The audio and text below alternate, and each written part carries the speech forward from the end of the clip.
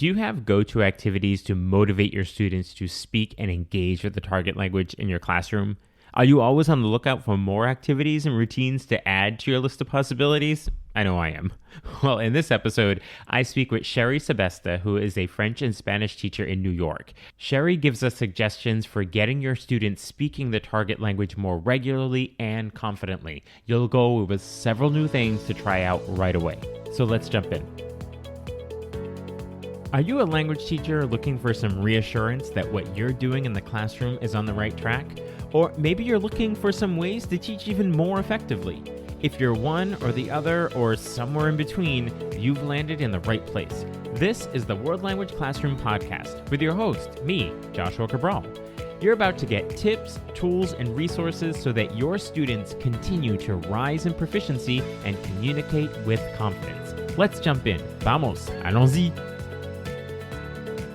Hello, my friends. Bonjour, mes amis. Hola, mis amigos. Welcome to the World Language Classroom Podcast. I am Joshua Cabral, and thank you, as always, for listening to a podcast about language teaching. It's the one thing I know about you. If I don't know you personally, it's the one thing I know that you do that makes you an incredible educator. So thank you so much for listening to the World Language Classroom Podcast. On today's episode, we're going to be talking about speaking activities in the classroom. So you may have those activities you do that work really well, and that is wonderful. And you might even hear some more today that you can take into your classroom. And if you're really looking for some new activities, you're going to walk away with lots of ideas that you can try out even tomorrow. So joining us for this conversation today is Sherry Sebesta, who is a French and Spanish teacher in upstate New York. And she was in the high school classroom for about 9 years teaching both languages. And then she transitioned to spending time with her own children and raising them bilingually. And then she has moved on to be working with adults and in some summer programs and even teaching small groups of children. So she has had lots of experience with all different types of students. And you may have seen her presenting at Practical and Comprehensible and the World Language Teacher Summit, which are both online conferences. Sherry, I'm excited to learn all about what you can share with us. Thank you for being here. Thanks so much for having me here, Joshua. I'm super excited to chat with you. I know you're going to give us lots of very specific activities we can do with our students, but before we get to them, can you share with us your personal goals for language students and why that speaking aspect is so important for you and you understand that is important for their language learning? The most important thing for me is that they can talk about the things that are important to them. So I want them to be able to go out and have those conversations that we have every day in our community. When we talk about the weather, we talk about what we did over the weekend. We talk about the things that are important to us. And those are those little mini conversations that we have over and over again in our lives are super important. So I want our students to be able to do that and feel comfortable doing that.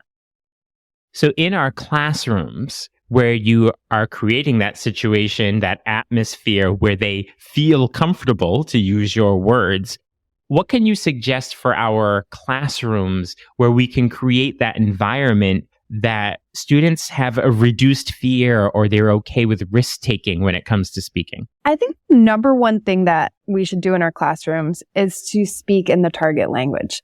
That really, really helps if we can do that. And then I noticed that if I start off the beginning of the year and we're speaking all in the target language, it's just an expectation in class. And it's hard to do it in the middle of the year. You can still do it, but it's a little bit harder. So I like to come in right off the bat and show my students, I'm going to be speaking in Spanish. You're going to be speaking in Spanish. This is a Spanish only classroom. And then if there are moments when I need to break into English, we can do that out in the hallway. So I actually walk out in the hallway and pretend to be chatting with students in the hallway in English. And then as soon as I walk in the door, I start speaking Spanish. So I show them right away that that's the expectation.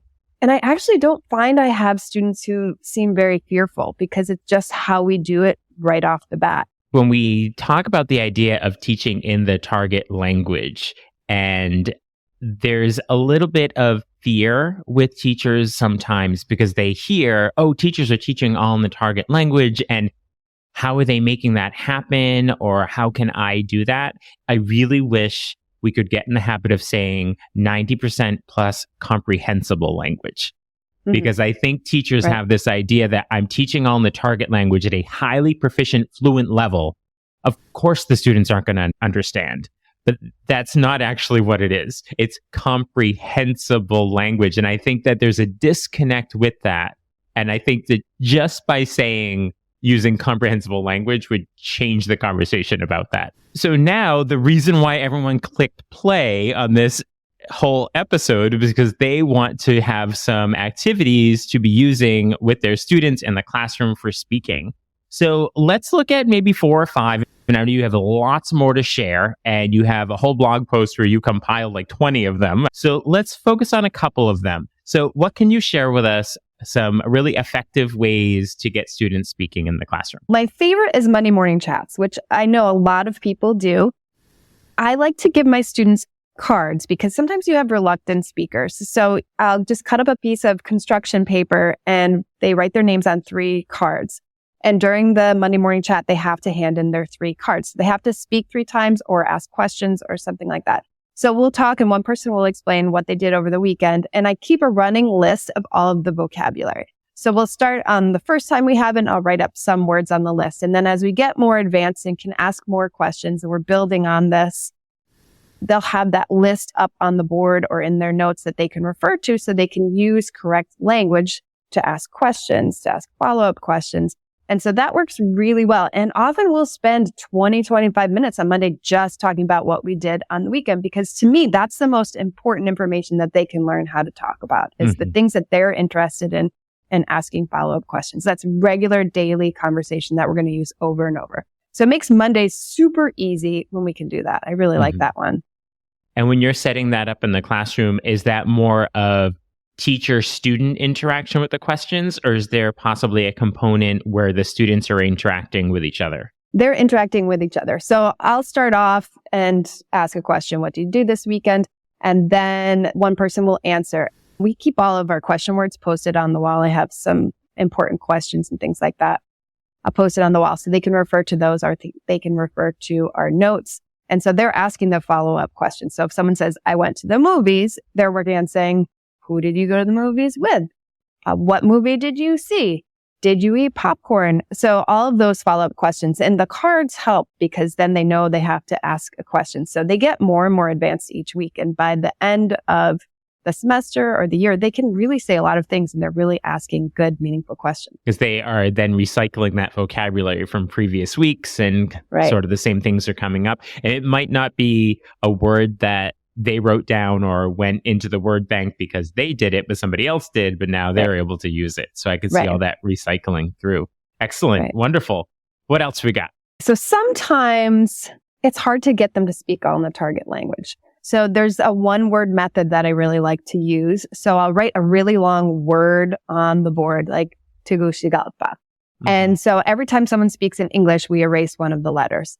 Then they don't have homework for the night. Or you can do some other rewards. I have a 50 rewards blog post that you can check out if you need some rewards ideas. But that's a really good method to get them to speak and encourage each other to speak all in the target language too. You can also use clothespins and give each student a clothespin. And if someone's speaking in English, they can take their clothespin. So the students are trying to end up with the most clothespin by the end of class. So they like that because it's a little bit competitive. And then you give some small reward, like you get to choose where you sit the next day, or you get an extra point on a quiz or something like that. I also like doing temas y tapas, which is themes and small plates of food. So if we have a topic that we're studying, whether it be future or present or some type of verb tense or some type of thematic vocabulary topic, some of the students will bring in an authentic type of food that they've made at home. And we'll split into groups and everyone will get a small snack and we'll have little cafe type scenario. And they have the list of questions on the table that then they're all in their small group talking about the questions while they're having a nice little snack. So it's pretty fun. And the students look forward to that a lot. They like having a snack. They like making something different. And then it just makes it feel more like a grown-up conversation. Yeah, whenever you can put food into something, it's sort of, I'll do anything for food. Exactly. And to be talking about it. what sorts of questions are coming up in those little group scenarios? I'm assuming it's by theme or topic, but can you give us some examples of things they might be talking about? For example, if they were talking about the future, what are you going to do this summer? What do you want to study in college? Anything that's just a normal conversation that you would be having with someone. And they'll have the list of questions in front of them. And then within the group, there's someone who's recording every time someone speaks. So they make a mark for every time someone speaks. So you can make sure that everyone in the group is speaking. And then you can have another person who could be the moderator. So you can give different roles, which works out well too. And then what happens with the data at the end where you're keeping track of this? So what happens with that data? You can use it as a participation grade for your class, a 5-point quiz, and tell them ahead of time that that's going to be graded their participation for the day. What else we got in the grab bag? I like to take whatever theme we're working on and think of the 10 to 15 most common questions that would be used in daily life around that theme, and then focus on those questions with the students. For example, if you're studying body parts or gym vocabulary, how would you go up to someone at the gym and ask them how to use their weights, how to borrow their weights? All these things you might need to know. How much does a membership cost? How would you ask these things? And so create that kind of role play scenario, which you can do in your classroom. I like to take the first 5 to 10 minutes of class and use that to teach the most important things for the day, because I feel that is the golden moment when you have the students' attention the most. And so maybe doing that type of speaking scenario at the beginning of class is a great way to get engaged and get students speaking right off the bat. Can you give us an example of an activity that is maybe a little less scaffolded and has opportunities for more spontaneous language? And this is probably going to happen at those more advanced proficiency levels where they don't need the scaffolding that novice needs. But if you're at a level 3, 4, 5 AP, that more advanced language, what are some things we can be doing to promote that spontaneous use of language? So for my higher level students, I really love a good debate. And you can give them a little bit of language, like some more complicated terms to use, but then they're generating the topic themselves and working through that theme themselves. So even at that level, even though it's not a direct scaffold, but having a chat mat where it gives them some language to use, like sentence starters, like I think that, or I agree with, and it's not so scaffolded where it's going to give them the whole sentence or the whole question, but it kind of sparks that beginning of a sentence. Or like if they say, but it's really important that people, and then they have to know how to complete it in the subjunctive. Exactly. You know, so like that is what makes it higher level. So it kind of gets that spark going. So even, I guess that would be considered a bit of a scaffold, but the idea is the first couple of times they do the debate, they would have that chat mat. But then after they've done it a couple of times, you know, they can maybe have it there, but they're probably not going to look at it as much. Kind of going back to your weekend chat that at the beginning they need the words, but after they've done it, it kind of comes out that way. Do you have one more idea that you can share with us? It's really fun to have students describe pictures, especially the ones that are really complicated. The Where's Waldo pictures are the scenes where there are tons of things going on. And just give them 5 minutes to say as much as they possibly can about the picture, or to have them describe the picture to someone else, and that person has to then be trying to draw the picture and make a copy of it. Students love that. That's a really fun one to do that just kind of changes it up and gives you a filler activity if you want to get in some target language practice with a few minutes left. I think some of these, as I'm listening to them, they work really well as brain breaks that you can do in the target language. Because I think a lot of times teachers think of brain breaks as not being in the target language. It's kind of a departure from it, which is fine because maybe they do need that break. You know, just their brain needs the break. But then if you can do a brain break in the target language, and that's something that could be used for that. That sounded really good. Another really good one is just showing a video. I have a lot of video clips from Spanish-speaking countries or Francophone countries and show them a video. And often the culture in the video is so new and eye-opening to them that they love talking about that. And it will generate a really good discussion in class about cultural differences. So I like to add that cultural piece into speaking. Sometimes when we think about these different modes of communication, like don't forget about the culture, you know, and I think when we are talking about our novice level students, the language is so personal. It's I like to do, I did this, my family is, I do this with my friends. And because it's so personalized, they're not engaging so much with culture outside of their own. Right. So the more we can kind of bring that in, and again, we think more like the upper levels, they can start to do those comparisons more. Right. But I think that unfortunately, the novice level language being so personal and I statement stuff, it makes it kind of centered on the student. So are there some recommendations that you could share with us for teachers in terms of, where you find your ideas from, or conferences, books you're reading, people that you follow? I really am a huge fan of the Practical and Comprehensible conference by Devin Gunning. She does a fantastic job. She brings in a wide diversity of speakers who present on amazing topics, and they give real life solutions to the problems that we're having in class. And there are so many great ideas from all those people. That's probably my favorite. Yeah, Devin's great. I had her on the podcast last year. I've presented at that conference, I think, 2 or 3 times now, but I know that you're a regular on the docket of presenters there. So that's wonderful. So how can our teachers be reaching out to you? I will make sure that in the show notes that there are links to the blog post that you have where you specifically get into detail about all these different activities. But other than that, how can we be reaching out and following you? The best way to find me is on my blog. So if you go to worldlanguagecafe.com, I have a free resource library on there, and it has really good things to help your students stay in the target language. Some important question signs that you can post around the classroom. It has all about me templates that you can use the first week of school. So some of those things are really helpful to get your students started in the target language. So I definitely recommend checking that out. So is there a hearty piece of advice you can leave us with? I just know that sometimes, and with some classes, I go along and I've maybe been a couple months into the school year and things aren't going exactly how I want them to go. And I just want you to know that it's never too late to change your strategies or change things up. If you've been going along and maybe you've been speaking more English than you like, it's okay to go in the next day and say, okay, we're speaking all in the target language now. Or, okay, we're changing up this routine.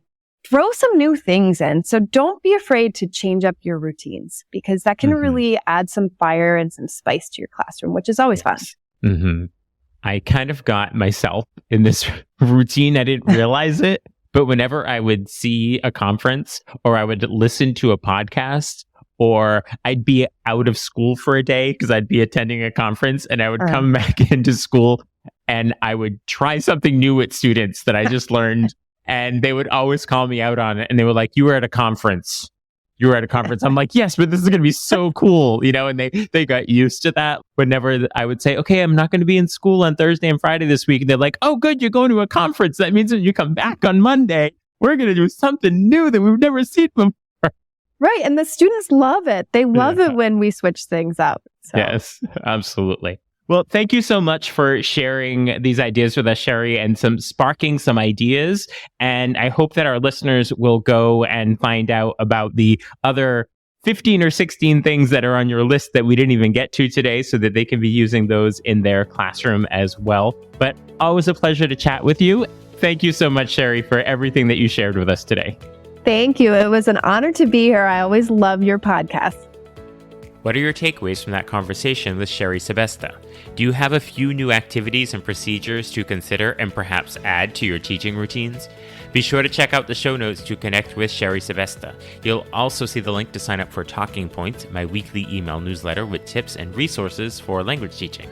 There are also links to get in touch with me if you would like to work together, and we can do that in person in your school or remotely. I will talk to you soon. Bye for now. Thank you for listening to the World Language Classroom podcast. Be sure to follow or subscribe wherever you're listening so that you never miss an episode. Let's keep the conversation going on social media. Connect with me on X, aka Twitter, Facebook, and Instagram at WL Classroom. And for even more valuable resources, visit my website, WLClassroom.com, where you'll find over 300 blog posts about language teaching. So stay inspired, keep growing, and continue making a difference in your language classroom.